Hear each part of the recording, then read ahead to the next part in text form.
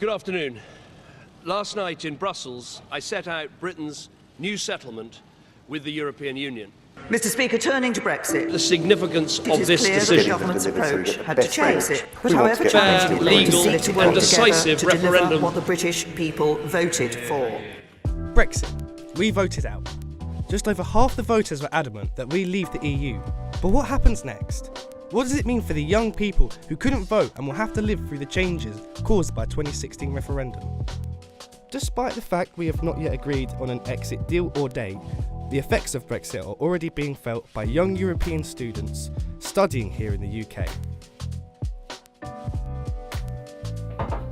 My name is Sonia Zelenicka and I'm 21 years old.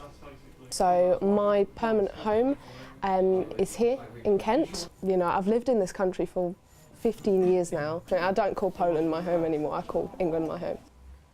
Even before at Brexit, I tried to sort out a British citizenship. It's very difficult. It costs £1,500 for the application. Sonia has faced increasing xenophobia since Brexit began. Especially when I walk around the street and I start speaking Polish, older people go nuts at me. They start screaming at me saying, I'm in England, I should speak English. I said, but I can speak English. I'm fluent and it shouldn't be like this for myself. Two local councillors in Kent have experienced firsthand the impacts Brexit has had on minorities and immigrants. My name is Siju Adioye. So as you can see, I'm a minority myself, and I've been told to go back to my country. When this thing started, I had somebody parked in front of my garage and said to me, I had to ask him to move his car, and he said to me, why don't you F off back to where you come from? I said, where do I come from? To have the following day, literally 24 hours after the EU referendum result, somebody putting up a poster in the country, Polish vermin go home. That's not my country. I don't recognise that, and that needs to change. If we've got people coming to this country, frankly, they're made to feel welcome. We get rid of this hostile environment.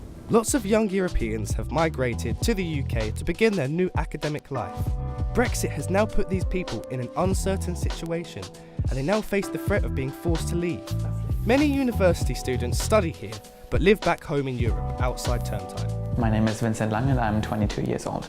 I do live in Germany when I'm not in the UK studying here. I definitely feel uncertain because I don't know what to expect. Right now I'm traveling home quite often over the study weeks or vacations, and it's quite easy. So I feel like after the Brexit, it's going to be a struggle. I don't know, do I have to apply for a visa? Is it going to be easier? Is it going to be more expensive? It's not just Europeans inside the UK who have experienced a hard time. Other EU students outside the UK have also struggled with visa issues. My name is Munira and I'm 20 years old. I'm studying international business.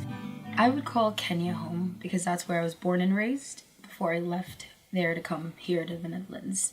I have considered traveling to the UK last summer.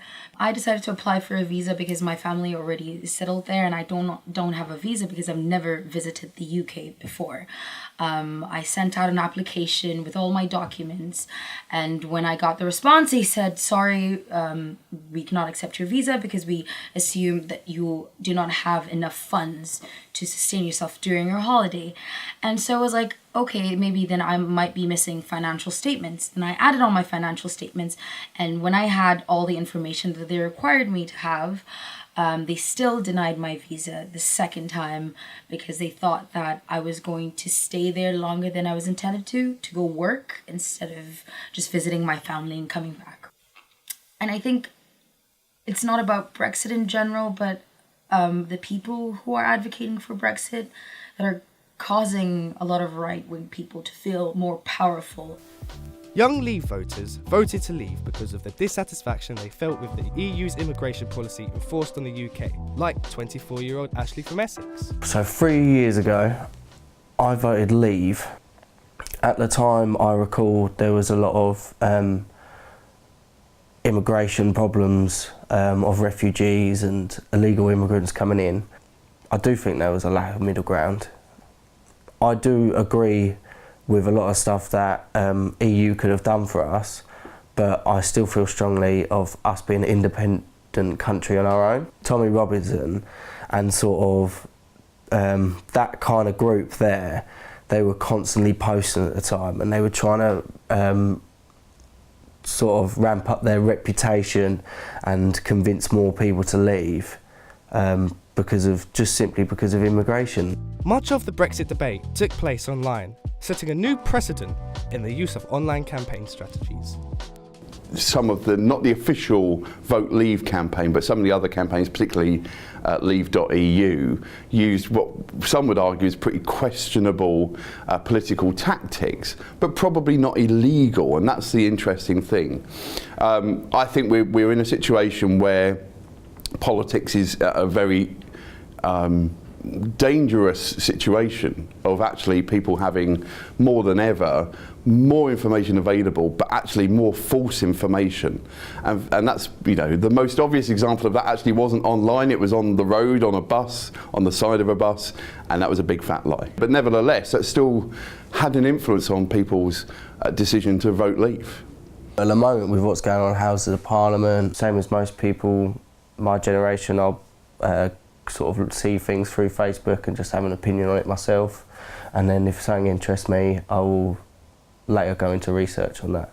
I do personally find it hard to understand because we're not, as a younger generation, we're not educated on it, and I think that would be a good thing to learn probably in schools. When you're 16, 17, you're going to be voting soon.